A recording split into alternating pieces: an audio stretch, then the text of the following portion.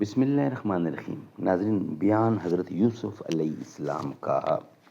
ناظرین، کتاب کا نام ہے قصص الانبیاء، صفحہ نمبر ہے 104، اور بیان کا آغاز کر رہے ہیں۔ پہلی قسط ہے بیان حضرت یوسف علیہ السلام کا۔ ناظرین، کتاب کا نام ہے قصص الانبیاء، اور رائٹر اس کتاب کے ہیں حضرت مولانا عبد المنان صاحب۔ ناظرین، اس کتاب کے اندر قرآن و سنت کی روشنی میں، قرآن حدیث کی روشنی میں قصے اور واقعات پیش کیے جاتے ہیں، حضرت آدم علیہ السلام سے لے کر حضرت محمد رسول اللہ صلی اللہ علیہ وآلہ وسلم تک۔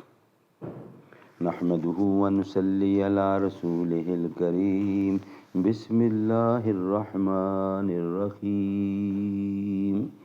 وقت آنے دے دکھا دیں گے تجھے اے آسماں، ہم ابھی سے کیوں بتائیں کیا ہمارے دل میں ہے۔ ساحل کے سکون سے کسے انکار ہے، لیکن طوفان سے لڑنے میں مزہ اور ہی کچھ ہے۔ سانپوں سے زیادہ وہ پرخطر ہے جو منکرین ابو بکر ہے۔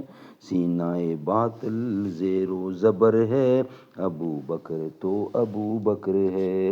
بیان حضرت یوسف علیہ السلام۔ در حقیقت حضرت یوسف علیہ السلام کا واقعہ نہایت اہم اور نصیحت آموز واقعہ ہے، جس کے سننے سے نیک کاموں کی محبت اور گناہوں سے بچنے کی ہدایت و رغبت اور طبیعت کو فرد حاصل ہوتی ہے، اور کیوں نہ ہو جس کو خدا تعالیٰ نے احسن القصص فرمایا ہے، ایسا نل قصص فرمایا ہے، اور علماء مقتد اور متقدمین اور فضلاء متاخرین کی کتابوں میں بخوبی یہ ذکر آیا ہے، کیونکہ حق سبحانہ تعالیٰ نے حضرت یوسف علیہ السلام کے قصے کو قرآن مجید میں احسن القصص کہہ کر بیان فرمایا ہے، اور ہمارے رسول اکرم صلی اللہ علیہ وسلم کو اس عظیم الشان واقعہ سے خوب واقفیت یعنی واقف فرمایا ہے، جیسا کہ ارشاد ربانی تعالیٰ ہے، نحن نقص علیک احسن القصص بما اوحینا الیک ھذا القرآن وان کنت من قبلہ لمن الغافلین۔ ترجمہ: ہم آپ سے بہتر قصوں میں سے ایک قصہ بیان کرتے ہیں، اس واسطے کہ بھیجا ہم نے تیری طرف قرآن، اور تو تھا پہلے سے اس سے بے خبروں میں سے۔ بعض علماء کرام نے اس میں اختلاف کیا ہے کہ حق تعالیٰ سبحانہ نے اس قصے کو سب قصوں میں قرآن مجید کا بہترین قصہ کیوں فرمایا، اور بعضوں نے کہا کہ یہ قصہ سب پیغمبروں کے قصوں سے احسن ہے۔ بعضوں نے کہا کہ صبر و جمیل یعقوب علیہ السلام کا قرآن مجید میں ذکر ہے، اور صبر سب سے بہتر چیز ہے، اس لیے اللہ تعالیٰ نے اس قصے کو احسن کہا، اور بعضوں نے یہ بھی کہا کہ پہلی باتیں خواب کی تھیں، اور تمام حقیقتیں اس قصے میں بیان ہوئی ہیں۔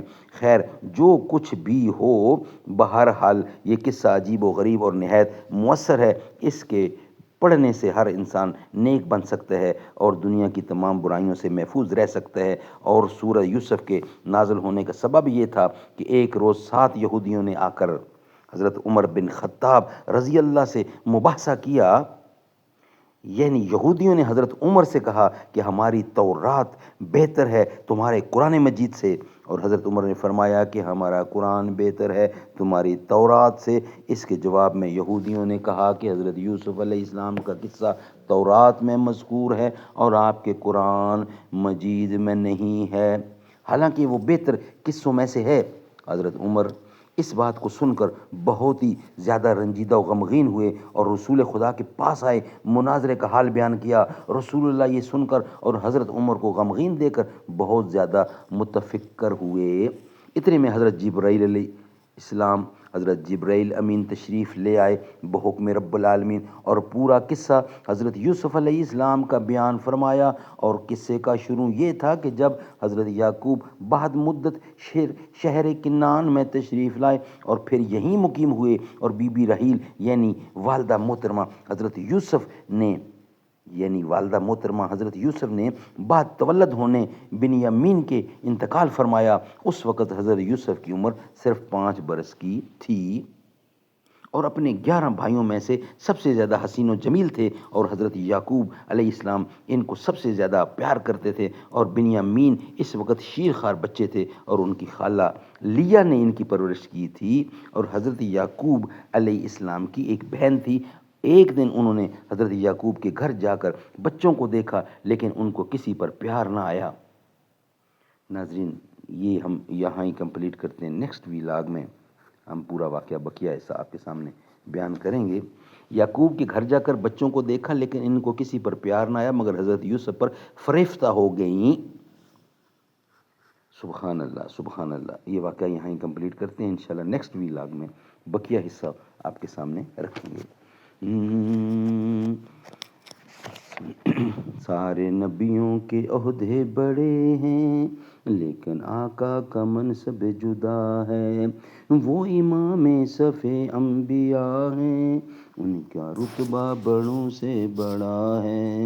کوئی لفظوں میں کیسے بتا دے، ان کے رتبے کی حد ہے تو کیا ہے۔ سارے نبیوں کے عہدے بڑے ہیں۔